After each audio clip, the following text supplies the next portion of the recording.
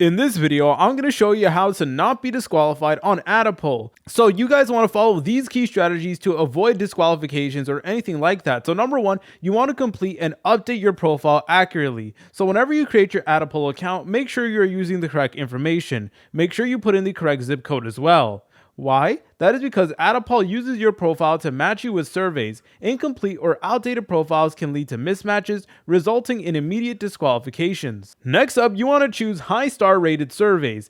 Attapoll assigns star ratings out of 5 to surveys based on completion likelihood. So lower rated surveys like below 3 stars often have stricter requirements, increasing disqualification risk. So you want to go ahead and try to find surveys that are at least 4 stars and above, which may be a little bit hard to do. So if your account is like brand new, completely brand new, then just go ahead and actually just start doing like the basic ones that are like 1.2 points and stuff like that. And then once you actually work your way up, then you should be able to see surveys for like 4 stars or 5 stars, and they're more likely to match your demographic as well. So here's the thing, do not completely avoid low star surveys. You still might qualify if your profile aligns with the criteria. Okay, now here's a really big one. Whenever you are completing surveys, you need to be honest and consistent. So inconsistent or dishonest answers can trigger disqualifications, especially if they conflict with your profile or fail control questions. Some survey platforms may even suspend accounts who repeatedly do dishonesty. So yeah, Attapoll will actually check if what you're saying is true based on your profile. So let's say for example, in a survey they ask where you live,